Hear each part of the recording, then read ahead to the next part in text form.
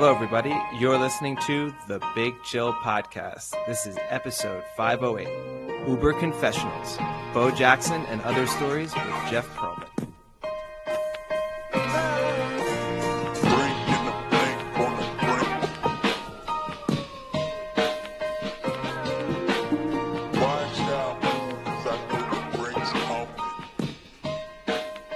Hello, Big Chillians. Welcome back to the Big Chill Podcast. I'm Frank, joined as always with Eddie. Eddie, how are you today?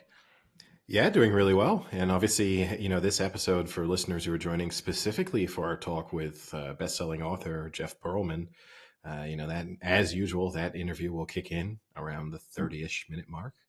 But great to have the chance to speak to him. And we have a lot of diverse interviews, but it was a chance to kind of rapid fire cover a wide range of topics from Bo Jackson in his latest book to Brett Favre, Donald Trump, Herschel Walker, the Lakers. We're kind of all over the shop, but some really HBO, Adam McKay. Some little interesting insights into each one of those topics. So a great discussion, even if I know a lot of our listeners might not be that familiar with Bo Jackson if you're not American, not a figure widely known outside of the U.S. So a good chance to hear you some of the reasons why he holds such a mythical status within U.S. sort of sporting and athletic history. And then also just a number of other topics. I'm sure most people will have heard of Donald Trump, so they'll at least have that one that they'll be familiar with the names involved. Yeah, and a pretty exciting weekend of sport. We talked about, I think it was last week, you mentioned one of the rare times that all four sports were going on at once. In the U.S., yeah. In the U.S. And this, I think, weekend was a big event because you had baseball has progressed now with the Phillies dominating, the Astros dominating. Not that we'll really cover that, but no. Although I was surprised, obviously based in Paris on Sunday night, in a bar that usually is NFL heavy, there were a lot of people in to watch the Phillies. I mean, at least 40, maybe 50 people, most of whom were on holiday from Philadelphia, who'd sought out a bar where they could watch the game. I think it was starting at around, 10:30 at night here. It went on till, fairly late in the early in the morning. And it was one of the better atmospheres I've experienced in a bar in Paris, sports-wise, in quite a long time. So the Phillies fans deserve a little bit of credit in that respect. And every once in a while, we don't spend too much time talking about baseball. I think overall, I was a little bit disappointed by the baseball coverage in the playoffs this year because so much of the focus was on how the upsets could ruin the playoffs, which I think is always disappointing if you're not a fan of one of the big teams. Like, it's just a kind of disappointing narrative. But we like to occasionally make mention of people who have some interesting bets going or some long shots that they've managed to ride. I don't know if you saw that there is a man who put $50 in April on the Astros to beat the Phillies in the World Series. And wow. So if the Astros come into the World Series as favorites, they're undefeated in the playoffs so far, I believe, and seemingly the best team in the baseball at the moment. And they seem to be beating the garbage can drum to a championship. Yeah. If they win, from that $50, he will win $125,000. Wow. That's a good bet. And he has come out and said that he is not hedging. Why don't these people learn? It's such an easy one. Even if you say you're not hedging, I don't expect you to truly hedge the $125,000 because that's going to take, putting a significant amount of money down, which even if I can understand in your head doing the calculation of, I originally bet $50 and I don't want to go through the pain of finding $20,000 to put down as a bet to kind of make this a worthwhile hedge. But you would think that maybe, I don't know, put $1,000 on the Phillies to win, get back $2,500 or whatever. And then at least you can say, hey, that was a great return on my $50 bet. And, but good luck to him. I guess if you're him, you just have to hope. Maybe you hedge later. Maybe if in a dream scenario, he's got to hope the Astros are three up in the series, and then he can have a safer hedge, I guess, like a longer odds. But I would certainly be hedging if I were him. Yeah. Well, I mean, part of the reason, well, I would say most of the reason why that bet is going to potentially win so much money is the Phillies did have the longest playoff drought in the National League. The last time they had made the playoffs was 2011. So they have snapped that streak. They're no longer the longest drought in the playoffs, and they were the 6th seed. So Philly fans can be annoying in the best of times, but when you paint them as an underdog rising, they become exponentially more annoying. So it's been quite the like, now everyone in Philly is a Philly fanatic, right? And I mean, maybe they were, Philly, they do love their sports team, so maybe they were always on the Phillies and never were off them. But it is quite annoying to see people who never even post about baseball are now, Philly do or die. It can be a little much, but I mean, good for them. As a 6th seed, that's pretty cool to see, your team make it all the way to the World Series, and it would be a good upset. Not for that guy, that would suck for him, but for people in Philly, that would be a nice win and a great upset. Yeah, look, and there's always going to be bandwagon fans, right? No matter which team and which sport, that's always, it goes with the territory. So that's to be expected.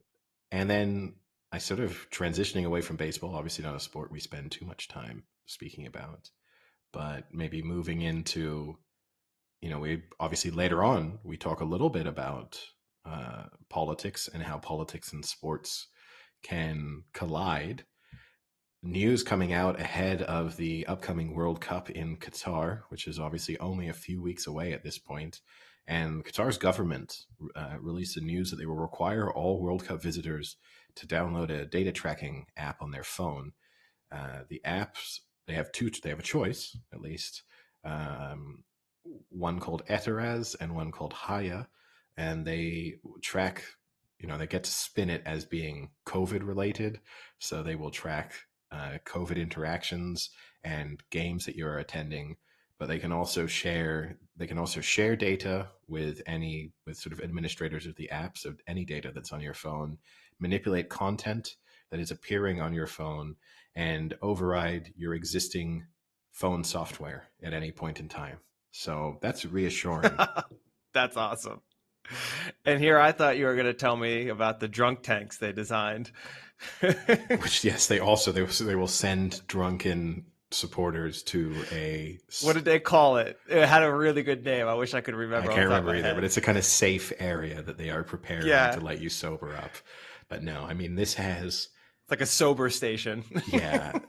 Overall, this has disaster written all over it. And in particular, right, you're going to get... I mean, just today, you had a protester detained, claimed to be arrested, seemingly, as Qatar is denying this and saying that he was detained. He was released within 30 minutes, so arrested seems like a strong term. But he was protesting against LGBTQ rights in Qatar and was taken away and told to stop doing it. Let's put it that way. And I think, yes, there's a very good possibility that becomes a consistent theme over the course of the 4 weeks of football. I know you love it when the topics get political. So, well, it's not even that it's political. Nothing's going to happen. At this point, they're not going to stop the World Cup, and people are just going to complain about this, and there'll be some attention brought to it, and it'll just roll over. Because at the end of the day, people are going to want to go see the World Cup.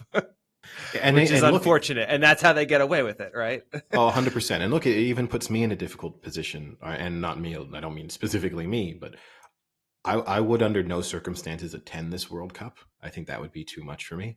But I'd love to say I was principled enough to not watch it, but that will not be the case. I'll probably watch every single match. So, and that's annoying. I'd be even more upset if I were a player, because if this is... like, let's take the example of England. If this is the first time England win the World Cup since 1966, and you're one of those players who's going to go down in history, these kind of iconic moments that generations will remember forever, and you have this weird asterisk attached to your World Cup in terms of, oh yeah, that was the World Cup that probably shouldn't have been played there, and there were all these, other off-the-field issues that surrounded it.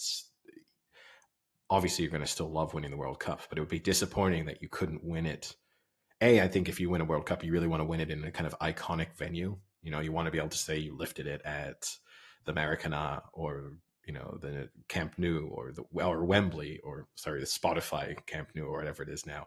But to be lifting it in Qatar, not quite the same experience, and then to throw in everything else, the kind of additional baggage, just it would be disappointing as a player. Do you mean the Good luck Lusail pronouncing. iconic stadium? Yeah. No, yeah, it's not a good sign when you have to look up what will the final of the World Cup, what will the venue be for the final of the World Cup. That's not a great sign that you've maybe chosen the correct location. Yeah. But It no, looks beautiful. I'm sure, and look, I'm sure there'll be a lot surrounding the World Cup that will be amazing. But yeah, it's not what I would be most looking forward to. But then maybe we can transition from disappointing venues to an eventful weekend of NFL games and some disappointments for some involved.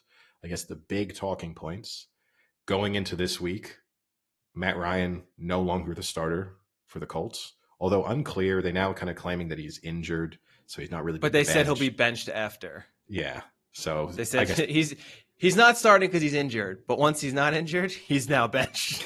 So he's not benched this week. it's like But getting when he goes back, then he's benched. it's like getting pre-fired. Yeah. Like being called into a meeting with your boss and you'd be like, oh, am I getting fired? No, you're not getting fired now, but we will be firing you in a month, no matter what happens between now and then. And then, I mean, the real talking point, right, is the demise of Aaron Rodgers and Tom Brady, and just the mess that is Green Bay and Tampa Bay. We spoke about it last week. You asked me which one of them I had more confidence in terms of their ability to resolve the situation. I said Tampa Bay. I'd still stand by that. I think mostly just because they can easily win their division without, it's like being in a like 110-meter hurdle race, and they can afford to knock 7 of the hurdles over. But I'm not going to be impressed, and they're not going to be in a good situation when they move on to the next round of the competition. But I think they'll probably still win their division. But it's not. If this is Tom Brady's last season, he came out and said not retiring. He didn't add on when that statement was applied until. If this is his last season, it's a sad way for someone to go out after such a long period of dominance. It's the first time he's been under 500 going into after 7 weeks since 2002. So just a sad way to Short leave. 20 years. Yeah, sad way to leave. If this is him leaving, I still don't think he's leaving at the end of the season, but who knows? Yeah, I mean, this has got to be one of the low points of his career, to just get demolished by a Panthers team that is literally, I mean, to kind of allude to Game of Thrones later, sending out ravens to sell their players to whoever will buy their players right now. I mean, it's like a free sale. It's unbelievable. And to not even just lose to them, to just 21-3. I mean, that is awful, pathetic. And maybe the saving grace, if you're a Buccaneers fan, is that you can say on that opening drive, had Mike Evans caught that pass that was clearly a touchdown pass in his hands, this is an entirely different game and they win this game. But you know what? You can't say that because it didn't happen. And now the Bucs are 3-4.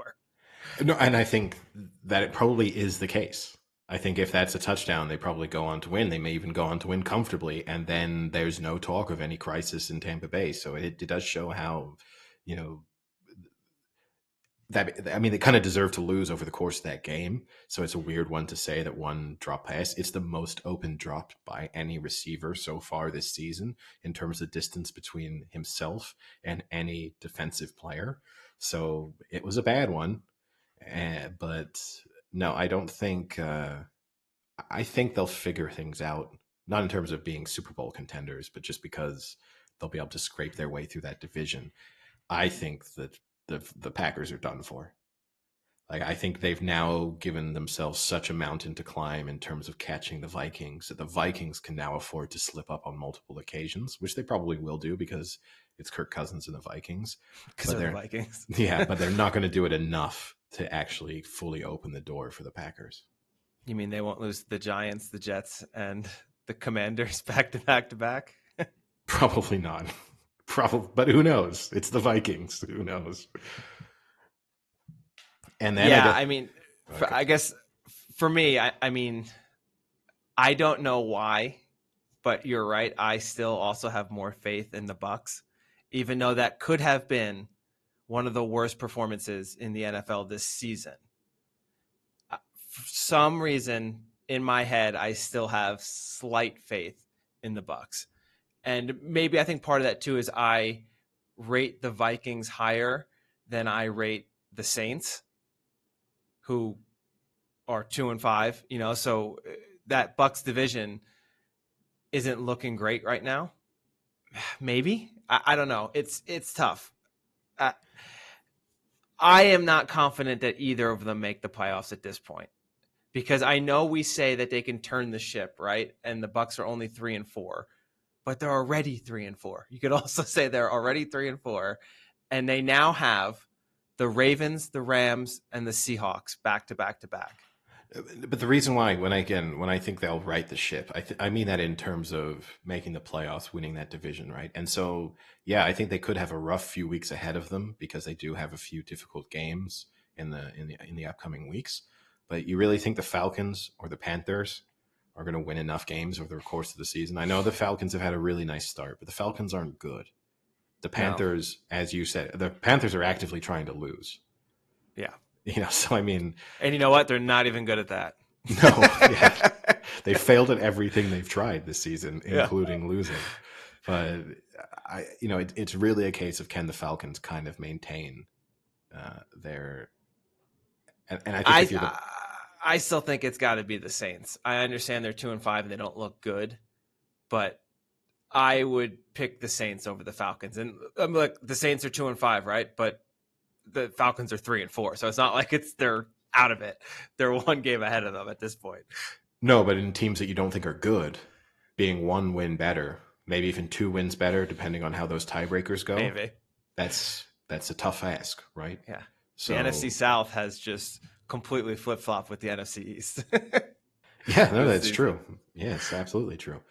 And then, I mean, maybe if they want to right the ship, I don't know if you saw, but maybe they were given the game plan by Smith-Schuster. I don't know if you saw after in his press conference following the Chiefs' win, part of what he credited as to why the Chiefs' offense has managed to kind of click back into gear is because they were of the war zone games that have been taking place, and him and Travis Kelce and Patrick Mahomes playing Call of Duty Warzone together, and just as a squad, the communication really being on point online, and they're able to then translate that into a more effective performance on Sundays.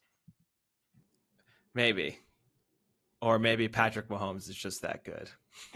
Maybe. And hey, look, Sam and I used to play Warzone together, and he quit Warzone and quit the podcast. So yeah. Who knows?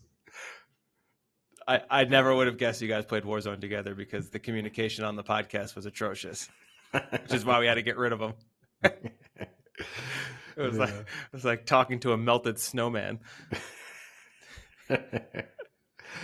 But yeah, so I mean, I'm glad you brought up that Chiefs game because the Chiefs obviously looked great against the defense that is one of the better ranked defenses in the NFL.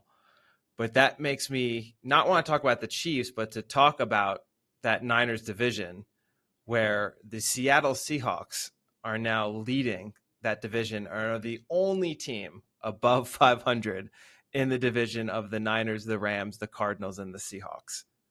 I'm not worried. You're not worried? What? I think the Niners are winning that division. I think obviously we haven't spoken about the Christian McCaffrey trade because that happened right after we recorded our last episode. It came as, I think, a surprise to most people and very sudden, seeing that situation progressed rapidly to now have Christian McCaffrey on the team. He obviously played on Sunday in somewhat limited usage, but still had some nice plays, looked as if you could see how he could be a good fit. I think if you're Kyle Shanahan, you're just excited at the prospect of having such a versatile running back. And, for someone who isn't so creative in the way that he calls running and passing plays and the packages that he uses, to have someone like Deebo Samuel, who's a wide receiver who can play running back, and Christian McCaffrey, who's a running back who can play wide receiver, that gives you so much ability to kind of toy with how the other team's lining up and put guys in motion and call, kind of creative plays. I think they'll figure But that Eddie, out. does it matter? Does it matter? You can have an all-pro backfield and all-pro receivers, but you still have Jimmy G as your quarterback. No, I mean, look, if the trades from the last 24 months have said anything about how Lynch and Shanahan feel about Jimmy Garoppolo, it is very clear that they see his limitations and are well aware of them. They desperately tried to get the quarterback of the future. They've now not got him missing for the year and decided, well, we're just going to try and put ourselves in a situation where we never have to call a pass play. I mean, that's, but yet they still called 37, or no, way more than that. But Garoppolo threw for 37. I forgot that he then got benched. Yeah, they kind of had to with the way that game got out of hand, right? And I do think that's another game where, as much as the Chiefs ended up just putting their foot down in the second half and really taking control, where the Niners might look back on small mistakes they made and think, if we hadn't done that, if Jimmy Garoppolo doesn't throw that incredibly dumb interception right at the end of the second quarter, and they go into halftime with a lead, that changes the complexion of that game.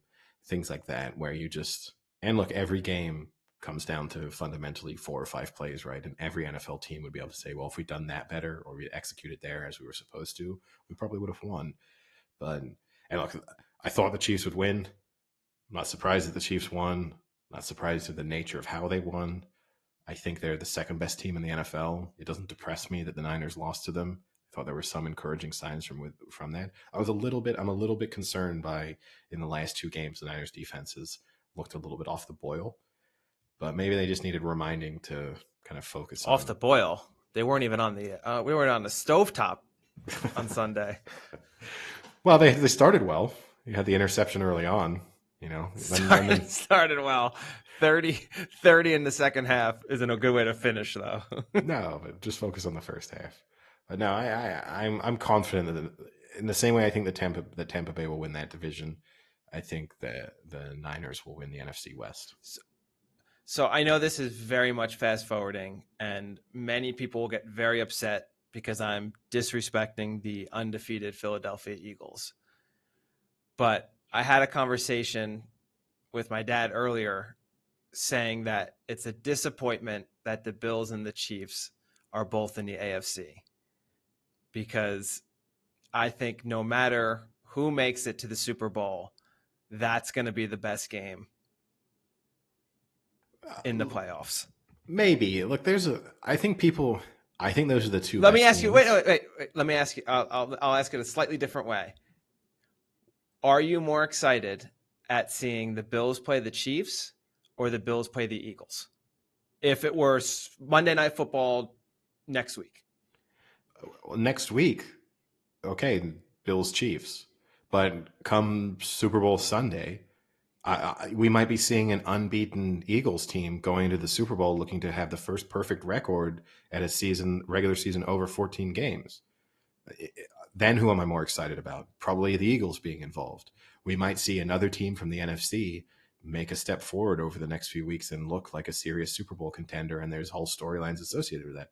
Who knows? Maybe Tampa Bay figure things out and we get a Super Bowl with Tom Brady in it. And you gotta get off the Tampa Bay bandwagon. No, I'm not on it. I'm not on the Tampa Bay bandwagon. I'm just saying, think back to last year and all of the projections we would have made about who was definitely going to be in the Super Bowl, what the best storylines would have been from the Super Bowl. And there's not a way that you and I would have sat here and said the Super Bowl is going to be Rams-Bengals. So, you know what I mean? Like, we've got a lot of football to be played, a lot of time. Unfortunately, I'll still say the best game of that entire playoffs was the Chiefs-Bills. I don't know. That Rams-Bucs game was pretty good. People forget that because it's not as exciting because people just like to get themselves all worked up over Patrick Mahomes and Josh Allen. That Bucs, yeah, you're right. No, but that Bucs Rams game was a good game. Was a really good game too, and a really good comeback and a really exciting final 2 minutes. Look, I don't know. it's a flawed Chiefs team. The Bills, I can get more excited to see because I think they're just more complete. I might have had enough of Chiefs in big playoffs moments for now because fundamentally I think we know that at some moment the system might break for them. The Bills, I want to see them get fully tested. I mean, besides maybe the Giants in the Super Bowl, that's the only time I'll amend my decision. Yeah, which is, I mean, we have to mention, look, I'm surprised you're not ripping into me. I was so dismissive of the Giants being in the top 5 in the power rankings. I still wouldn't put them there, but they're doing their best to try and prove me wrong. Yeah, I mean, I don't know if I put them there either. I'm starting to think maybe they are one of the best teams in the NFC, but I don't rank the NFC very highly. So I think that's part of the issue. Everyone is talking about next week them playing what we just mentioned, the first place Seattle Seahawks, as a big moment for them in terms of, where do they actually fit in the grand scheme of this league. The issue is, I think the Seahawks are an inflated team. Had the Giants been instead playing the Niners or even the Rams and beating them, I think it ranks higher than them beating the Seahawks, even though the Seahawks are first in that division. I still just don't think the Seahawks are a true legitimate contender. Oh no, that But Seahawks game will prove nothing to me either way. yeah, The Seahawks win, and I won't say, "Wow, they're better than I thought they were." They beat the 5-1 Giants. The Giants win. I'm not convinced. Well, they beat the team top of the NFC West standings, so they must be legitimate as well. To me, it's just a meaningless game. Now, again, over the course of the next 10 weeks or however long, I guess, 10, 11 weeks we have left in the NFL season, those teams might prove me wrong over a sustained period of time. But against mediocre, potentially overachieving opponents, that's not where they're going to convince me that I'm misjudging them. yeah. And I mean, the Seahawks' best win is last week against the Chargers. And I don't know, I'm starting to get down on my LA Chargers. You're accusing me of still being on the Tampa Bay bandwagon. They've circled the wagons in San Diego, in LA, and that those wagons are on fire. The Oregon Trail has been destroyed. They're all dead. I mean, they're still 4-3, but in a division where they have no hope, right? Like they're done because it's the opposite of the Tampa Bay situation. I don't. Yeah, but I mean, I think with the way, yeah, I know it's tough. I see no reason to think that they're going to suddenly fix things enough to start winning. They're obviously not going to win that division unless something bizarre happens with the Chiefs. So then you're already in a wild card discussion, and there's actually enough teams with kind of decent records to make me think, and on the AFC side of things, to make me think that I just don't give them much chance of even, maybe they'll scrape a wild card. But even if they scrape a wild card, it's going to be classic. Right now, they're on the edge of a wild card right now. But why are things going to get better? I don't know, but it's sad to watch. So much talent, and then they just lost J.C. Jackson for the year. They're arguably one of their best defensive players, so it's not going to get much better. But I guess we have to do some Game of Thrones talk. But final sporting topic, Premier League. Not too much to say. I think we can just say we're not going to be talking about Liverpool again anytime soon. They are whatever status I give to teams, the garbage adjacent in the garbage. They've. I know. We've tied the bag. We've tied the bag up. It's sitting firmly outside of Anfield, waiting to be taken to the dump. We do not need to dedicate any more time to them. And Arsenal just really screwed me because I was going to come back with the question of, are you sure that Liverpool win over City wouldn't benefit Arsenal more than Liverpool? Then Arsenal had to go out and lose 2 points that they should have secured. Yes. No, I mean, I think, as I said, I think we're getting towards the City procession. The more serious talk is obviously the top 4. Liverpool are very much in danger of not being able to make it to the top 4, whether or not Newcastle can sustain their challenge for the top four would be a little bit depressing given the Saudi money that backs them. But it's still an impressive recovery considering the fact that they looked pretty certain to go down at one point last season.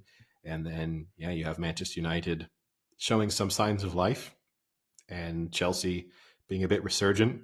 And we had listeners contact us, one of whom I'm sure you'll be able to identify, Frank, disappointed in the fact that we did not, because of the break that we took between seasons, we did not spend any time, I think, talking about the change of manager at Stamford Bridge. So it is worth, we did not miss the fact that there is a new manager at Chelsea.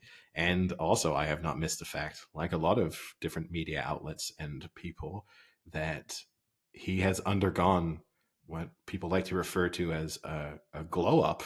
Quite the change in his physical appearance from being Brighton manager to being Chelsea manager. Suddenly looks suave, well put together, sharply dressed for every match. Before it looked like he'd just stumbled out of the pub in a tracksuit and been stuck on the touchline. Are there good before and afters on Twitter? Oh yes. Again, we'll post it on our Twitter. We'll post it on our Instagram. But it is you would have thought that took a few years for the transformation he has undergone, and it's taken only a few weeks. Amazing what a little bit more salary and a more high profile job will do for you. All right, Eddie. You mentioned City. I'm going to give you one final chance to change your opinion on Haaland. Yes, he just scored a brace on Saturday, so he's now at 17 goals in 10 matches in the Premier League. This is your last chance, Eddie. I don't think he's breaking it. Okay. I'm not going to ask again until he breaks it in 3 weeks. That's fine. I don't think he's going to break it. I think he's going to be injured at some point. I think he's going to be rested more. I think as the Champions League, you have situations where right now he's being rested for Champions League matches, or as is the case with the match that's going on while we are recording this, being substituted sort of at halftime. That will flip when they are in the knockout stages of the Champions League. He will be rested, assuming that they start to pull away a bit, which I expect them to do. He will be rested for Premier League matches. And I think that's going to be the thing that makes it more difficult for him to break that record this season. But again, I think he will eventually break that record. Okay. Yeah, there we go. And so then our final topic before we switch over to the interview, I guess, the Game of Thrones, House of the Dragon finale. Spoiler alert. Spoiler alert's upcoming. We're hitting it up front, so no one get angry with us. This will obviously have to be finale, episode 10. If you haven't watched, stop. Kind of quick skip fire. To the interview. yeah, exactly. Kind of a quick fire reaction recap, I guess. Okay. So I'll start off with what I did not enjoy, because that's how I like to do things. Story of your life. Let me tell you what I hate right now. I'm so glad after on previous episodes saying I had enough childbirth over the course of this season that they went finale. Let's throw some more childbirth out there. Let's show out another harrowing pregnancy experience. And again, I'm not saying that stuff like that doesn't deserve a place on TV and for people to understand what women go through when they're giving birth to a child. I'm not saying that. It's just maybe I don't need 3 of them in the season. I feel like more time could have been spent on character development and some other elements of the plot. But it feels a little bit to me like when they were in the writer's room and they're like, oh shit, we got to fill another 5 to 10 minutes of this episode. And we'll just have someone pop out a child and have it be pretty gross to watch. Yeah, I don't know anything about Mikhail Chapachnik, who's the showrunner for the show. But if I had a guess, I think he has a slight issue with the change in the abortion rules and is trying to put forth an image into your head, because I mean, I'm with you, right? I understand showing it once, but to keep hitting you on the head with this, to me at least, it reads as a, oh, you want to make the rules about someone, but yet you're too squeamish to watch what really happens kind of things. Like, how far can I push the boundary on you to call you out on it? That's gotta be my read. Why else are you doing this? Well, I hadn't even thought about it, and I would have thought they were in production right before Roe v. Wade was overturned. So I maybe, but you can always go back and cut. Yeah, but you still have to film multiple scenes, right? Yes. Yeah, but they do. I mean, they do a lot. They film a lot of scenes a lot I don't want to say grosser is not the right word, but a lot more in depth, and then they can cut back to gauge what they think the audience can handle or will want to see. So I didn't think of it as This seems much. deliberate. I mean, I think it's deliberate, of course. They didn't accidentally put some scenes But I into think the it's TV deliberate show. as slight on like a political agenda a little bit. I didn't really think of it in that context, and you may well be right. I didn't really think of it from that perspective. I did think of it more in terms of trying to develop these sort of strong female characters and trying to show how they have to balance, sort of typical, stereotypical expectations of women with then the other roles that they're trying to take on and how those can For impact sure. one another. I thought of it from that perspective, and Yeah. again, that's a worthwhile message to convey. I didn't really think of it in the abortion context, but glad that was brought up. Great. But no, Great, I we just got found that it. out of the way. I just found, and again, kind of moving scenes. I guess the shame to me is if you cut one of those out, I would have appreciated it happening in the final episode more. But the fact that it was just like, oh, here we go again. That was my thought, and so I didn't even really appreciate on how that could have impacted her character development from having lost a child, Damon's character development from having him Two lose. childs. Well, With his previous wife. He lost a child and his wife. Yeah, but I get the impression he didn't care about that so much. Oh, no, I think he did. The previous one? Yeah, I think he cared about his previous wife, his Valerian wife. Oh, maybe. I don't know. He didn't seem too torn up about it. But anyway. We don't know because they time jump 17 years forward to the day after. We skipped all of his therapy sessions. We skipped his grieving. But yeah, and then I guess we can move on to the more important elements. For an episode in which I guess quite a lot happened, I also feel like quite a lot did not. Like, not a lot happened. You had a lot of debating. Will they go to war? Will they not go to war? Her Rhaenyra showing patience and trying to imply that she was not going to be the first one to start all of this conflict and to see what her allies were going to do. And then the big drama at the end with the uncontrolled dragon fight. Yeah. How terrible. Aemon's got big DE, but he can't control it. Well, yeah. He doesn't just have big DE. He's got the big D when it comes to the dragons. But yeah, uncontrollable. I guess I hadn't appreciated quite what the size difference between those two dragons was. That could have actually been the best image of the whole show so far. Season 1 was that one where Luke is riding on his little tiny baby dragon, and the other one is like hovering above like a 767, just like, and you see how massive the shadow is above him. Yeah, it's the big one.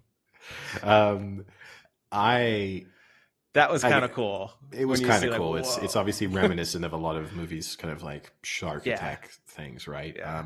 I like that. I didn't.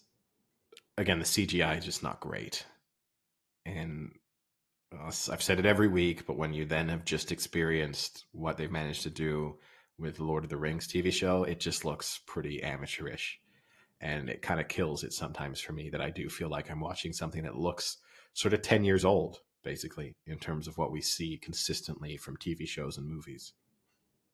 I think actually episode by episode it's getting better. I didn't mind it so much here. And it was a lot too. I mean, it was a good 5 minutes of just dragons flying, and it was watchable. It was fine. I didn't have much of an issue with it. So maybe they're getting slightly better as time goes, or maybe they put more energy into this scene because they knew it was kind of the big season finale scene. For me, I think the last 2 episodes were very good. But now looking back on season 1 as a whole, it felt like the first 8 episodes was one really long pilot. And then the last scene of the pilot is basically the king dying. And then episodes 9 and 10 are the first real episodes of the show of them reacting. And I think it's just so much better, these last 3, 8, 9, and 10, because we've stopped that time jumping, and you're seeing it. I thought it was kind of cool to see episode 8, they go visit, king dies. Literally next day, what happens after the king dies? How do they react? Episode 10, news reaches Dragonstone. How do they react? And it's just very chronological, and it's nice to see things happening in like an actual time series that's not this happened. And now 7 years later, here are 4 more kids. Like, I like that. I will say the other part that is slightly a hot take that I enjoyed is that we got that wet blanket of a kid off the screen, because he was terrible as a character, and he was just not very entertaining as an actor, which, I mean, unfortunate to him, he's playing like a little dweeby of a kid, but that kid, man, he had some low energy levels for that family. You cannot be a Targaryen, bring in these, like, oh, I don't want it energies. You knew he was a goner. Yeah, I mean, although I guess a lot of characters over the course of the series have expressed the I don't want it. I don't know. Overall, I think it's a pretty bad show. It is very much living off the name of Game of Thrones. And if it didn't have that, people would be just destroying it. But because people have such a strong affinity for Game of Thrones, some people they can't be critical of it because Game of Thrones almost defines them, right? And they've spent so long just raving about everything Game of Thrones associated, aside from the final season of the TV show, or maybe the final 2 seasons at most. But for them to be too critical of the new version of it, then they really start to look worse, because then it's like, oh, you didn't just hate the final season, what they did. You actually, you don't like Game of Thrones at all, do you? So...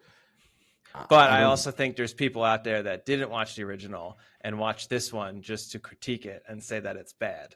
Yeah, that's me.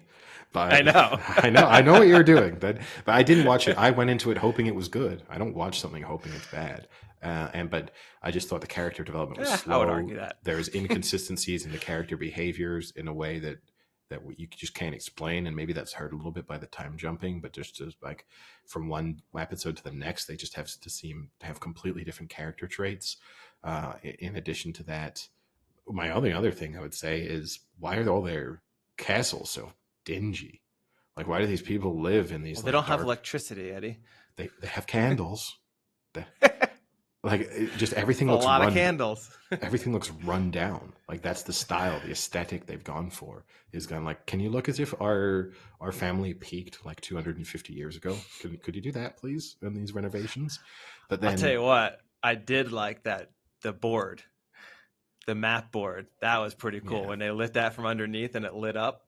I hope that is a legitimate hand carved board that someone made and probably took them a year to do. Of course it isn't. What world do you live in? I bet you it is. I bet you it is. I bet you it's a real prop. I bet you anything it is not. So real quick, the last thing I'll say is the book reader fans are not happy with the ending because, as we've said numerous times, it's based off a fake history book.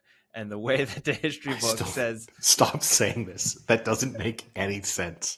It is fictional. It can't be fictionally based off a fictional thing. That doesn't make sense. Yes, it's the fictional history of the rule of the Targaryens. It doesn't make sense. It makes my mind explode every time you say that. In the book, Aemond, why I say Aemond says that he went out and killed Luke. Like, it wasn't accidental. It was, he went out and knew what he was doing. People are like over the walls about how terrible of an adaptation. Is that an expression? Yeah. Over the walls? In Game of Thrones it is. Yeah, they got to climb over the walls. The walls that guard the castle. But like, I think if anything, that added a little bit more to the character, because the argument is now, like, oh, he's supposed to be a bad guy, and it paints him now to not be such a bad guy. But I think at the end of the day, if you're, let's say, teasing someone in kind of what he was doing and like pushing the limits, then he's still culpable for what he did. But I don't think he's that terrible of a person that he just literally wanted to go out and just brutally kill his cousin. Like, it's too hard to tell, right? You can't judge that in terms of how good of a move that is from a character development standpoint, because we have to see next season. So if he starts next season and he's just evil all of a sudden, then it makes no sense. If we see him next, wouldn't it have made less sense if all of a sudden he was just like an evil sociopath right from the beginning? No, because he was kind of that was implied in all of his interactions with everybody else ever since he lost his eye, maybe even arguably before then. He used every moment possible to taunt people. He wasn't nice to a single person. He only cared about his own self-interest. At what moment in time did you go, oh, that was a nice guy? No, I'm not saying nice. I agree with everything you're saying, but what I'm saying is, like, for instance, when he got his brother, Aegon, right? And you said, oh, I thought he was just going to kill his brother and become king. He didn't kill his brother and become king. Oh, yeah, but that's not an argument. Your argument for why it doesn't make sense for him to not kill someone is because he hasn't killed everyone? No, not because he's not because he literally hasn't done the act of killing, but he's playing like a politician role as well. Because I think he knows the politics really well, and he knows it's not a smart move to just kill. Look, you're just you're a Game of Thrones defender. It's fine. It's great. You can't possibly make a judgment about how good that sort of scene is until we see next season, and whether or not that's a consistent. If he's constant, there's like next season, 18 months from now. Constant regret, remorse, but maybe continuing with it because he feels like he has to save face, or that he has to, and maybe he turns up and says he killed him intentionally because he realizes there's no point in turning up and saying he killed him accidentally. That's what he's going to do. Who knows? Who knows how it goes? But to say, oh, I think that's a really clever bit of character development until we see what the follow-up is. But on that note, should we hand things over to our interview with Jeff Pearlman and some discussion about some interesting character development of real-life human beings? Well, welcome back to the Big Chill podcast. We're now delighted to be joined by our guest, Jeff Pearlman, a New York Times bestselling author, journalist, and currently this week, as of recording and listening time, just released a new book about Bo Jackson. Jeff, thank you so much for taking the time to speak with us. You didn't add the most interesting part of me. Occupant of an Uber to the airport. Oh yeah, that you're the first person to join us via an Uber, like from an Uber. Moving car. We've had stopped car before, but never moving car. I've never done this either. At least I'm not driving though. I'm not driving. Yeah, well, I mean, what a thrill for the Uber driver. What a joy. But no, yeah, thank you. We know it's an extremely busy day for you.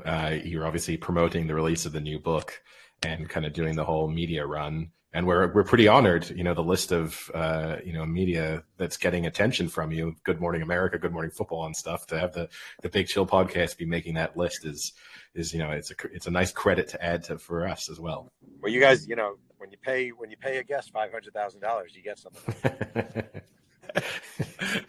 Yeah, just don't cash that check just quite yet. That might take a. I mean, go ahead, cash it if you want, but you might not like the result. But I guess on that note, Jeff, we kind of at some point want to speak more about your career and your background. But I guess with the book having just come out, it's maybe a great opportunity to speak more specifically about that. Obviously, Bo Jackson is, as you make mention of in the title of the book itself, this sort of mythical character, with most people thinking he has the physical abilities to do pretty much anything, I guess. How did you decide to pick him as a topic for a book? And then what was the process like in terms of actually putting the stories together? Well, I'm very nostalgic, sometimes to my own detriment. I always think about sort of posters on my wall as a kid growing up in Mahopac, New York, and who are the athletes I really looked up to and wanted to be like. And Bo Jackson was really high on that list. And I don't know why I hadn't thought of a book earlier. I really don't. It just never entered my head. And when I was thinking about a new subject, I think there's something about a guy vanishing very quickly, that's kind of dramatic. And it's almost like a young death in a way, the way we sort of mythologize John F. Kennedy or Tupac or whoever. I think with Bo Jackson, in a way we do that too, because his career ended so quickly and he had so much ability and promise. And not only did it end, he pretty much vanished. It's not like you see Bo Jackson very often on TV. He's not the first base coach with like the Cleveland Guardians. He's not on Dancing with the Stars, any of that stuff. He vanished. So I think the fact that he ended his career early, and then also that he, that he sort of just left the face of the earth, just changed the way we see him. And so how challenging it was for you, I mean, to get then actual face-to-face contact with him, because he is obviously difficult and non-ever-present figure. How difficult was that process? Well, he's actually in the Uber with me, if you want. No, I'm just kidding. He was very hard. It was hard. I wrote him a letter, sent him a bunch of books. He called me up. We spoke for a half hour. He was very nice. But at the end of that call, he said he wasn't really interested in helping, that if he ever wanted to write a book, he would do it himself. And I said, okay. And, I interviewed more than 700 people for this book. I got lucky. I found Dick Schaap wrote his autobiography with Bo in 1990. And Schaap left behind all his notes, all his audio archives, all that stuff, which I had access to. So that was a lot of direct Bo Jackson information that hadn't come out and was recorded when Jackson was in his prime, 28 years old. So that's what I got. But it was hard to get him. He's very guarded. So, I mean, obviously this isn't your first rodeo in writing, a great sports book, but it sounds like the more you're writing, the more you're doing the research and the more people you're talking to, whereas most people, I think, would assume it gets easier as you've done them. But every book I see that you write, it looks like you've talked to more and more people for that book. Is that the case? Or is it actually more work, even though you're more experienced in writing it? I just think you said higher. Start out in minor league baseball. Well, you don't have the same expectations when you play 10 years with the Yankees, or you start out at the accounting firm. You don't have the same expectations when you're running the accounting firm. You just have higher. So you learn things as you go along, and then you implement them, and you learn more and you implement them. And hopefully I think I'm better now than I was at book one. I definitely am more dogged. So it doesn't become easier. It never becomes easier. You just become more tortured. And so then when you're talking about it's kind of a sense of nostalgia might influence the topics and the individuals that you decide to cover. In the case of Bo Jackson, then obviously there is that unknown quantity and quality associated with him, and that mythical nature. Was there anything that you learned as you went through this process of writing this book that disappointed you? Did he become less of a mythical figure throughout the process, or more of one as you learned more and more things about him? No, definitely more. He definitely became more of a mythical figure because there were things he did. His high school exploits were not very well known. A lot of his college exploits. I mean, there's a story. It was in his autobiography, but I just really was into it. One time there were like 6 flies sitting on a ledge or on a table. And Bo Jackson says to her teammate, "Watch this." And he reaches his hand up and he catches all 6. And he unfolds his fingers one by one and the flies come flying out. Now, that's preposterous, but it actually appears to be true. There was a time in high school when he hit a ball so high to left field that by the time it came down, he was rounding third base. Now, that seems preposterous. It appears to be true. He ran a 4.13 40 at Auburn, which is true. But then when he was with the Raiders, they timed him on grass in pads, and he ran a 4.17 40. So, he is as mythological as you can be, but I think most of the stories check out. And in a big way, I'm kind of happy there is no Twitter or just no access to cell phones back then. Like, I would hate it if suddenly someone said, "Oh, guess what? I have footage of all of these amazing things, and I'm going to show them to you." I think it would ruin the fun of it, make them slightly less miraculous. And maybe he hit the ball and it came down before he made third. Maybe he hit the ball and it bounced around and rolled around and went in a gutter, and the guy picked it up and just but it's not nearly as fun that way. And I feel like he's the first guy I've written about where the mythology is cool and it's part of the story. 100%. I do think, and it's probably part of the interest in reading your book is kind of seeing all of these anecdotes and these stories and then trying to decide for yourself almost as to whether or not you believe them. And yeah, if you were then able to just link to a YouTube video that showed you it was, definitively the case or definitively not the case, a lot less fascinating. So I definitely agree with you on that one. And that is part of the sort of interest that surrounds him. I guess on that note, was there anything, because there's so many famous stories about him in terms of, yes, how fast he can run, how far he could jump, how far he could throw a ball, all these things. Were there any of those stories that you felt like you kind of disproved over the course of writing the book? There were certain stories I just didn't use because either they were kind of repetitive in his athletic greatness where, there are only so many times you can tell a story of an amazing run where there are so many examples of it. He outran blah, blah, blah, and he came back so-and-so. I'm trying to think. No, because it wasn't like anyone was like, he made mushrooms out of his ass and turned them into soup. It wasn't like that. It was like sports stuff that people swore they saw. I mean, the one that I used to open the book is the Chicago White Sox plane is on fire. And I got 2 different versions of that story. One is Bo emerging from the cockpit to tell his teammates to sit down. The other is Bo running toward the cockpit to help the flight attendants, to help the pilots. And I ended up going with both stories and writing. Maybe they're both true with this guy. You just never know, even though they could both be true. You know, it's just like the myth of him is so fascinating. I just dove into it. So I guess my question is, after writing this, do you feel that he's the greatest athlete of all time? Just in like general athleticism, no one can beat him if you just put one-on-one. I don't even see what the argument is against it. I really don't. I just think he's the greatest athlete who ever lived. And if you take a guy who played football, played baseball, did track, all at Olympian levels, he was a Pro Bowler in baseball. He was an All-Star in football. He qualified for the NCAA tournament in track. Like in high school, he won back-to-back state decathlons, Alabama State 3A championships, without competing in the last event because he hated distance running. The last event was efficient, so he just got enough points ahead he didn't have to. He set 5 state track and field records. The day after winning the decathlon as a senior in high school on a sprained ankle, he pitched his only game of the year for the baseball team in a state playoff game and struck out 13 for the win. He stole 90 out of 91 bases in high school. He set the record. He set the all-time single-season record for home runs by a high schooler. 20 in 25 games, missed 7 games to do track events. I mean, it's a joke. It's all a joke. It's ridiculous. There's nobody close.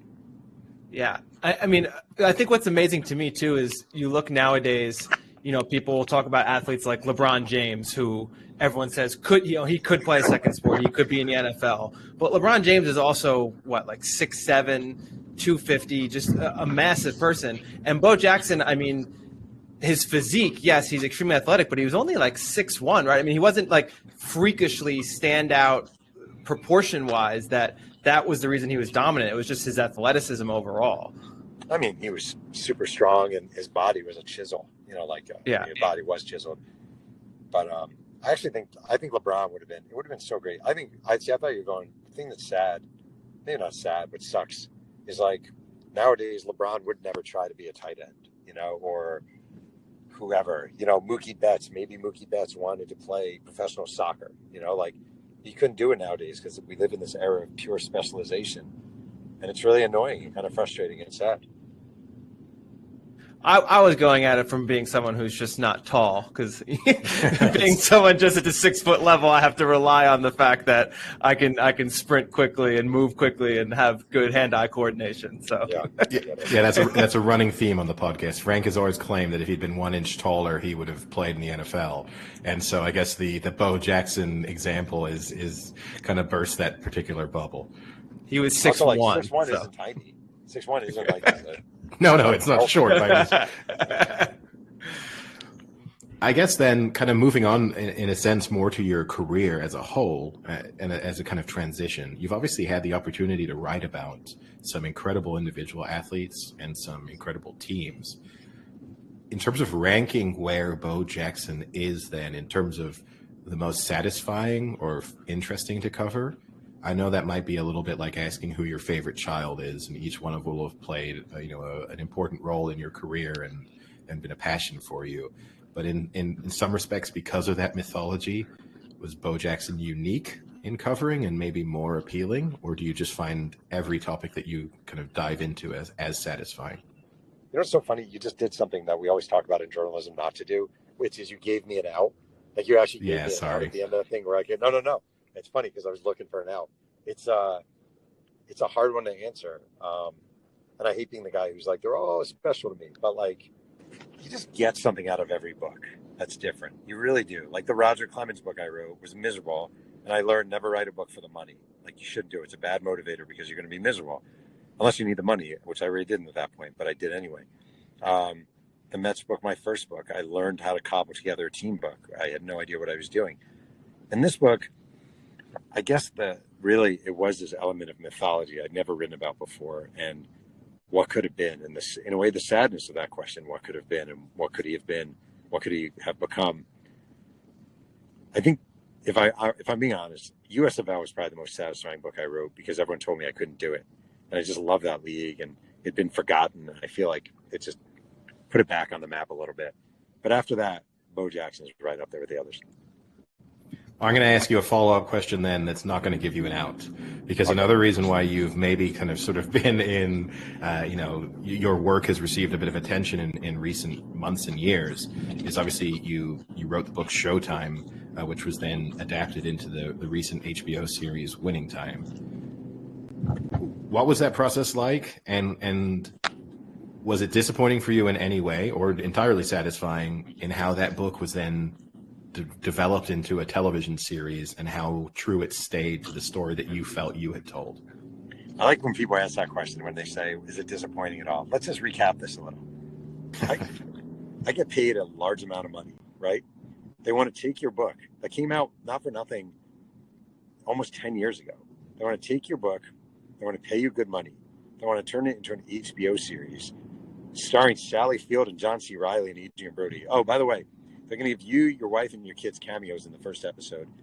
Then you get invited to a really snazzy party from your party where they send a car for you and you're like a VIP. And your kids think you're the coolest guy on the earth. There's literally nothing negative about anything I can say about that show or the experience. It's been the ride of a life for me. It's been a dream come true. I mean, it's not even because I never dreamed this. I never even thought this would happen. I love the show. I love the actors. I get why some people think, oh, maybe this or maybe that. But like, I think the Jerry West portrayal was great. I think the Magic portrayal was great. And I think the Cream portrayal was great. I understand why they're upset. It's not a, oh my God, I'm having a brain freeze. It's a dramatic series. It's not a documentary, you know? And like, so they're going to take flourishes just like they do in every sports movie and TV show. But I can't, it's been, I'm not even a religious guy, but it's been the biggest blessing of my life by far. I guess, well, except for my wife and kids. Okay. As a follow-up then, though, directly to that, is there any frustration on your part? I mean, obviously, you see it as just a win-win on every aspect. Is there any frustration? You write about topics that people are so passionate about, and maybe sometimes you are dispelling some of the ideas that they have about their favorite sports personalities or their teams. Is it ever then frustrating for you to kind of deal with the actual general audience that you're interacting with, who might feel as if you're kind of ruining perhaps their childhood or an image that they have of someone that they care deeply about? 100% yes. But that's not just about Showtime. That's about like when Sweetness came out and people are upset about, hey, why are you writing this about Walter Payton, blah, blah, blah. Sure, definitely. I don't love that. It's one of the flaws or one of the drawbacks of writing biographies is you kind of have a choice in this business. I've talked about this with all my friends who do the same job. It's like you have a choice in this business. You can be honest and real and raw, and sometimes it's going to hurt. And sometimes some of the things you write are not going to be well received. Or you can write a puff piece. The problem when you write a puff piece is it's inauthentic and people know it's inauthentic. So there are times I knew Walter Payton was dead when that book came out. I wrote a lot about infidelity and I wrote a lot about sort of painkillers and depression. And I knew his family would be hurt by that. And I don't relish that at all. I hate that. But I don't really know the alternative. Yeah. So I guess kind of getting back to the Showtime real quick, you kind of talked about the aftermath part of, being in the episode and having it be a thrill. But you also said it was 10 years after the book came out that this happened. So how did that all take place? And was it like out of the blue? Someone contacted you? Like, what was the process of going from a book that had been on the shelves for 10 years to now being an HBO show? So there's a screenwriter named Jim Hecht who's become a really good friend of mine. And he came to my house in 2014, not that long after the book came out. I was living in New Rochelle, New York, and he said, I want to talk to you about optioning this book. He came to my house. We liked him. He didn't really have any money to offer. You should never give away your stuff for free, but I did. And I guess maybe you should because it worked out. But, and over the years, he would update me. This was 2014. So yeah, it's a long 8 years ago. He'd say, we're having a meeting with Will Smith. Or everyone's always having a meeting with someone in Hollywood. There's always a meeting. My people are meeting with these people and those people are meeting with this person. And I know Denzel's cousin and all that stuff. It never happens. But so for years that happened. And then one day he's like, I think Adam McKay wants to meet with us. And I was like, I don't know who that is, but I'll Google him. And I Google Adam McKay and I'm like, whoa, he's done a lot of movies. We went to his house. He was cool. He really liked the book, he said. And HBO sent me a contract. that they're going to try doing it. And I thought, well, this is never going to happen, but that's cool. I get a little money. And then they start casting people for the show based on a Laker book written by me. I still don't think it's really going to happen. But when they cast like Sally Field, when I called my wife and I said, okay, they just cast someone who you can make an argument is the greatest woman, is the greatest actress in modern American history. Who do they cast? And she said Meryl Streep. And I said, no. She said Sally Field. I said, yes. And that was a moment. And then John C. Reilly and Adrian Brody and Jason Clarke. And all of a sudden you're on a set watching your book come to life. It's, I had Angie Thomas who wrote The Hate You Give on my podcast a couple of years ago. And she was talking about how it's weird walking into your book, like literally onto a street that is your book. And it's definitely weird. She was 100% right. Super trippy, but it's pretty great.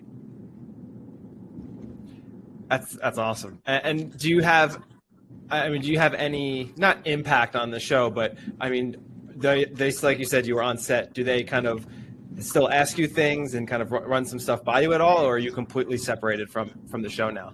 No, I'm actually, this season I'm a producer, and I don't actually know what that means, but it's a cool credit to have. That's but awesome. I get I was watching a rerun of Entourage not that long ago, and they called someone a producer and name only, and I was like, oh my god, that's me. But I actually do. They send me every script. I read every script. Kevin Messick, who is Adam McKay's number 2 and a producer on the show, asks me stuff all the time about, is this accurate? Does this work? What do you think of this? They send me all the reels for people auditioning for the different parts. So they've been more inclusive than they need to be. It's been, and I feel like this sounds corny. I feel like I've gained a lot of really good friends. Like a lot of the people involved in the show are just legit good people. A lot of the actors are wonderful, wonderful people. And it's also been a dream maker for a lot of young guys. Like Quincy Isaiah, who plays Magic, was Kalamazoo College 3 years ago. I was playing Magic Johnson in an HBO show, and there are a lot of guys like that. It just warms my heart. That's awesome. And now, are you trying to pitch some of your other books now too? Because I mean, I have to imagine similar to this, the story of the Dallas Cowboys in the '90s must be a pretty wild ride as well. I mean, I'm sure that could adapt pretty well to the screen. Yeah, I've had a lot of my books optioned through the years, and you realize quickly it doesn't necessarily mean that much. Cowboys book is optioned, still optioned. Mets book optioned, still optioned. USFL book optioned. The second Laker book, HBO option, just in case they want to extend the series to go to the Shaq Kobe years. But it's always such a long shot. Like truly, it's such a long shot, and there's so many meetings, and there's so many positive vibes. Nobody ever tells you anything negative. Everything's great. It's going to happen, and it really does. So I mean, it'd be wonderful, but I don't have my fingers crossed or anything of that. I don't have high expectations. I mean, Michael Lewis always tells the story, right, of convincing Billy Beane to option the rights to Moneyball, but selling him on the idea that he would never be turned into a movie. And then Billy Beane's disappointment when he found out that Brad Pitt was turning up at his house and actually interested in turning into something real. So, yeah, it obviously seems a difficult process no matter who you are and no matter what the story is. I was raised by parents who, my dad in particular, it's a very New York Jewish philosophy, which is expect the worst. That way you won't be disappointed. So I always sort of assume it's not going to be made.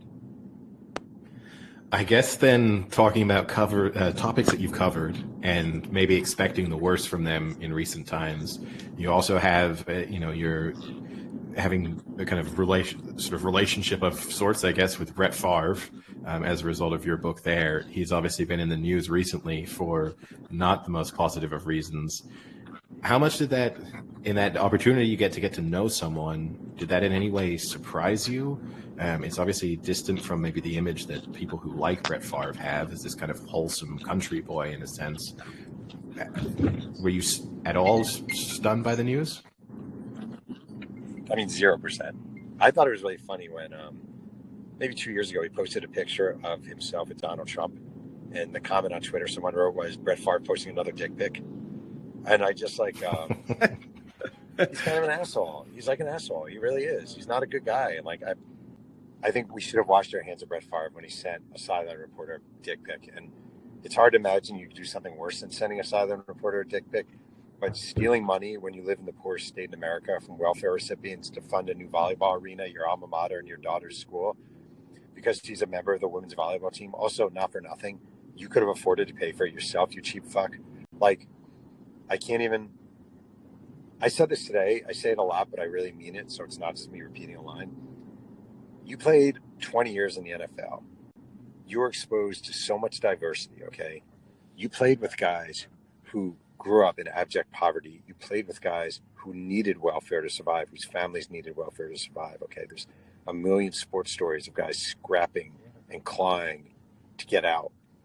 And you're so callous, you're so self-indulgent that you need to have money stolen out of welfare ranks to pay for your freaking daughter's volleyball arena. And then the other thing I think, since I'm on this role, how about these politicians who are so enamored by athletes that they like give them the money? Like, you're the Governor Bryant of Mississippi, and you're so into Brett Favre, like because he threw a football far, that you're willing to take money away from your own people because they didn't vote for you. Like, the level of assholery all around that is staggering to me. So Brett Favre to me can, whatever. I was going to say something I won't, but. I mean, it's a depressing look all around, and obviously in the current era too of politics, it's just another sad example of maybe how broken certain systems are. So yeah, it's not uplifting in any way, and I guess maybe keeping a certain political theme going. But you spoke about how you enjoyed writing the book about the USFL. That's another story where you have obviously Donald Trump being kind of heavily involved in its demise. Which has been spoken about at different moments in time, maybe didn't get the level of sort of coverage or mention as it deserved. What kind of did you learn over the course of putting that book together that then really surprised you as stuff that wasn't covered in the sort of mainstream media narrative? No, you actually surprised me there. I thought you were on Herschel Walker, because one can go Trump or Herschel off the USFL.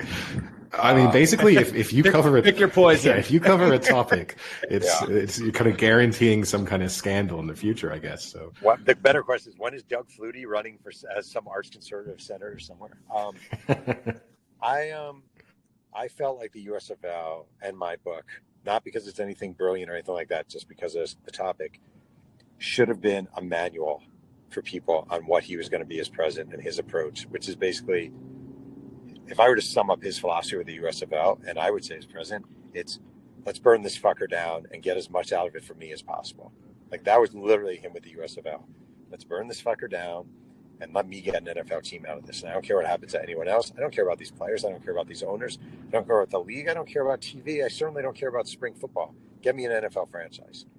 And that's what he did. And every time something happened when he was president, I'd be like, well, there's an example for that with the USFL. Like, he signed Doug Flutie to this preposterously large and undeserved contract out of Boston College. Everyone knew he wasn't destined to be a great NFL quarterback, but Trump was such a moron, he thought he would be, and he was the shiniest toy. Well, he signed him to this preposterously large deal. I think it was the largest deal in football history at that point. And then he sends a letter to the commissioner of the league and the other owners saying, what I've done by signing Doug Flutie is brilliant for the USFL, and I expect all of you to contribute paying his salary. And I remember when I learned that, it was the same time the whole Mexico was we're gonna build a wall and Mexico's gonna pay for it. And I was like, wait, what? This is the exact same shit that he pulled 30 years ago with the USFL. Or like when people are defending him and saying like he would never meet with Putin in private, franchise and promised to throw away the owners. And when people are like, he's such a savvy businessman, he's such a smart businessman, they sued the NFL. Trump led the lawsuit. He's the one who hired their lawyers, and he made himself the head witness, the chief witness for the USFL. And he came off like the worst, least sympathetic witness ever. He's just a freaking con man. I'll never understand how people follow him blindly, ever. I get con men. I get why con men are good. But I'm always like, this is the guy you're going to follow. So. And then I guess we can do the clean sweep then of people you've covered who've been in offices. Are you doing con men? Oh, okay. No, not con men. But Herschel Walker obviously is in the news on a daily basis as he bids to become a U.S. senator in representing Georgia. A campaign that's being mired by controversy. Has another example. Anything surprised you that's come out or in the way that he's behaved or represented himself based on what you were able to learn from your own research? So I'll tell you something interesting, and I'm very liberal, obviously. I don't hate Herschel Walker. I feel bad for Herschel Walker because I think he is a useful idiot for the Republican Party. I really do. I was going to say I don't think he's a horrible guy, but he's done some horrible things. I just think he's really simple. Like, I actually think Herschel Walker is a simpleton and a useful simpleton. And Trump wanted him to run because he wanted to force his own guy there as loyalist. He's a wildly famous Georgian. He's African-American. He's very conservative. And he's very simple and very dumb. And he doesn't know the issues. He's not well-spoken. He's not well-read. He lies and lies and lies about absolutely everything.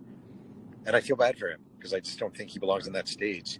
I don't even know if I'm skeptical if you said to him, how many years does a senator serve, that he would know the answer. Like, I don't think he would know. So through the magic of editing, our listeners will be totally unaware of the fact that there was a little bit of a pause between the previous answer and this question. They'll also be, you are our first guest to speak to us, first guest who spoke to us from an Uber. Now the first guest who have spoken to us from multiple locations on the same episode. So sort of welcome back now from the airport. It makes me sound like I'm a jet setting, like fashionista darting around the world. But when in truth, I'm in the basement of JFK eating a burrito. Yeah, he didn't have. Yeah, no, I mean, it's not quite the kind of experience that maybe people had been imagining for a second there, but still, we really appreciate the effort that you're putting in to join us again. And I guess we got sort of semi-cut off over the course of my previous question, and we won't keep you for too long, so we only have a couple more. But what I wanted to know is, the discussion that we had from your Uber, a lot of it was tied to the fact that, you write these stories about these controversial, well, maybe not at the time, these figures, some of whom then go on to become controversial. And, you take a pretty active role on Twitter, for example, in the Herschel Walker case, of speaking pretty openly about his campaign and kind of the insights that you have. Do you feel a direct responsibility in some respect once you have sort of become an active sort of part of their life by writing their story? Do you feel a responsibility to continue to speak about them, to tell what you know, and to kind of counteract some of the messaging that's going on elsewhere in the media?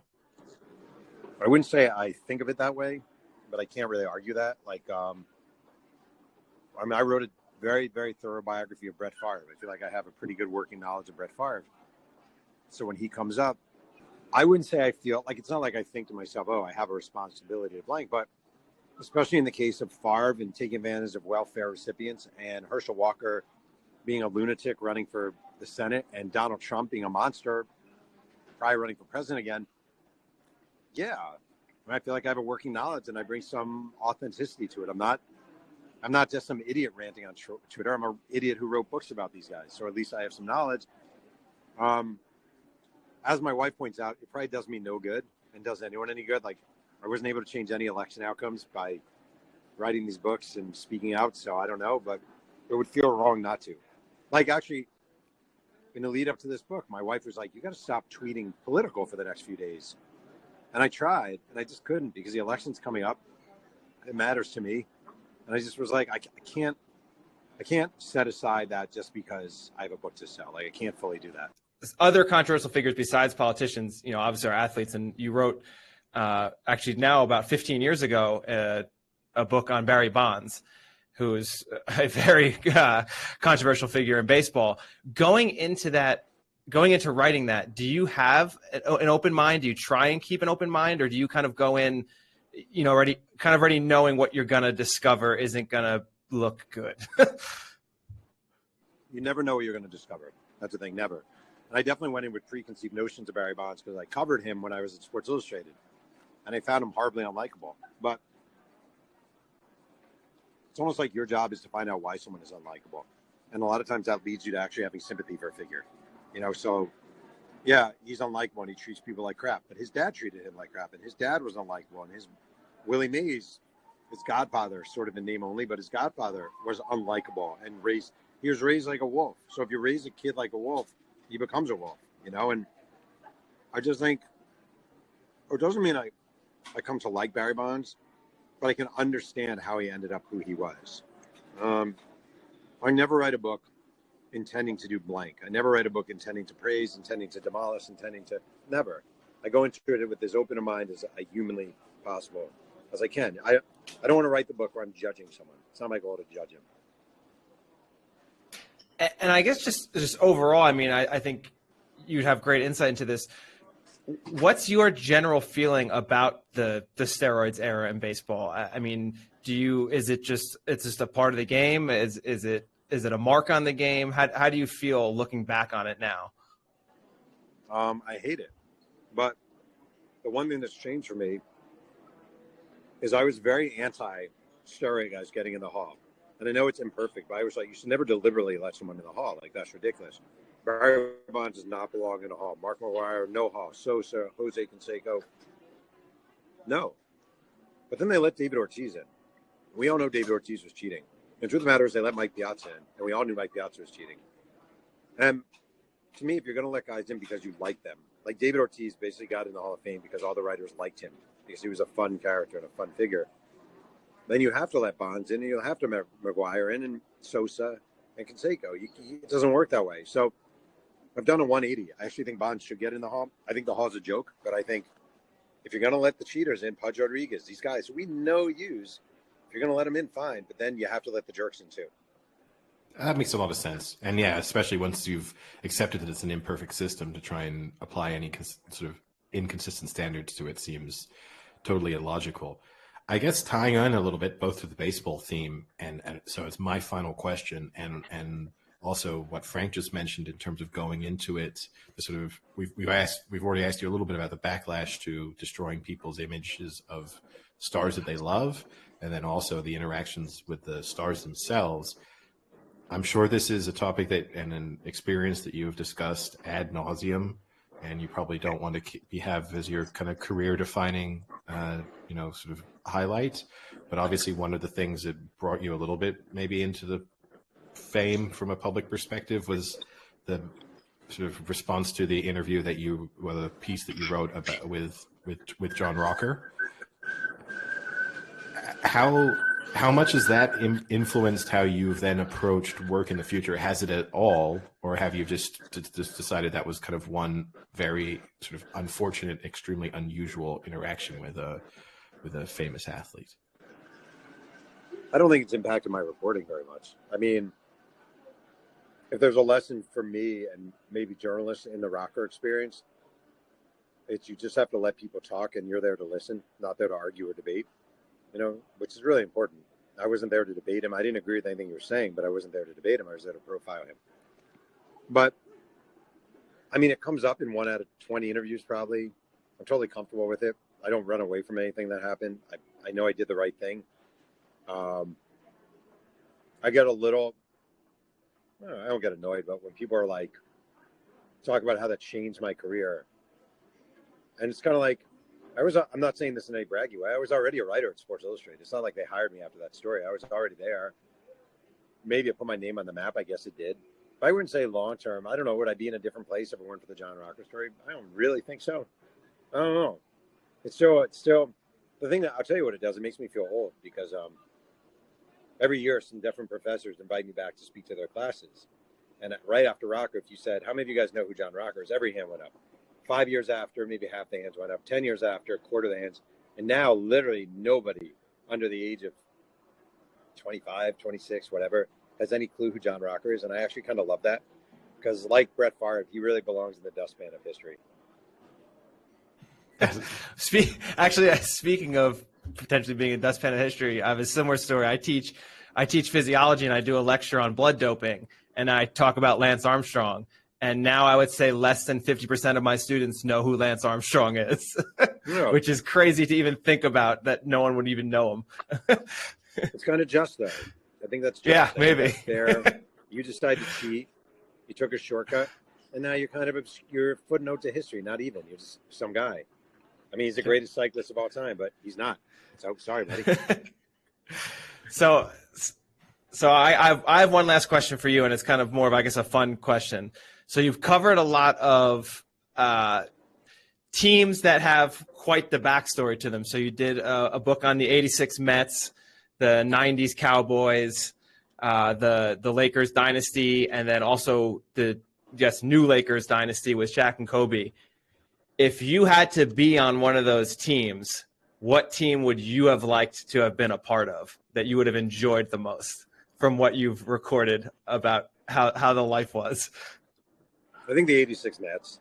Number one, it was New York City, had a really crazy and fun time. 80s New York, grimy, dirty. That team was really, really close. They hung together. They rolled together. They were tight with each other. Plus, well, I was going to say I don't do cocaine, and cocaine was the choice of the Cowboys, but I think a lot of Mets were doing coke too. So I could just be I'm not even a drinker, but I would be a heavily drinking middle reliever for the 86 Mets and be pretty happy. So I'm going with the Mets. I think a lot of those teams you covered might have been doing some cocaine. I think that might have been. Yeah.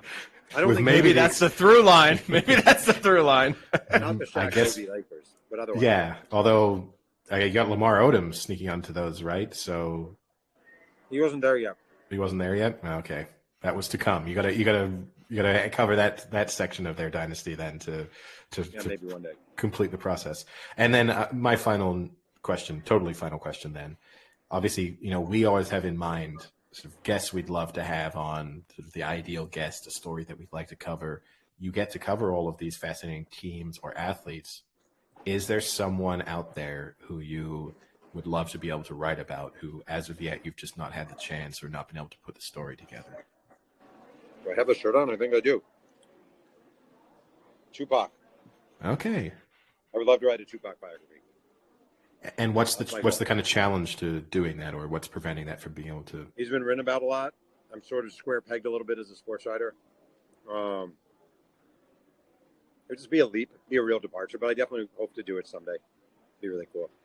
That is, I guess, a surprising answer, yeah, because not to square peg you, but I guess I was expecting someone more in some way, shape, or form involved in sports. But yeah, certainly, I guess it fits your type in terms of maybe characters or figures within history who have multiple aspects to themselves and maybe elements that people don't properly understand and different perceptions depending on who the audience is. I'm just a big Tupac fan, and I find his life really interesting. Oh, there we go. Simplified it even more. Yep. But promise that would be the final question. And obviously we know you're going to have a flight at some point, and we do appreciate the fact that you have managed to squeeze us in at different points of your day. And Jeff, it's really been a pleasure to have you on. I guess before you go, if you can give us a sort of plug for our listeners who will have enjoyed this, I guess your book, where they can buy it, and then also where they can sort of follow you and interact with you in any way. If you're into Jewish Californian sports writers who tweet about liberal politics, at Jeff Pearlman, and you can buy my books everywhere. I think they're pretty much selling everywhere now. So perfect. There we go. You know the demographic of listeners we most appeal to. So there you go. You've nailed it. Well, Jeff, thank you very much, and have a safe flight. All right. Yeah, thank you so much. Appreciate it. Bye.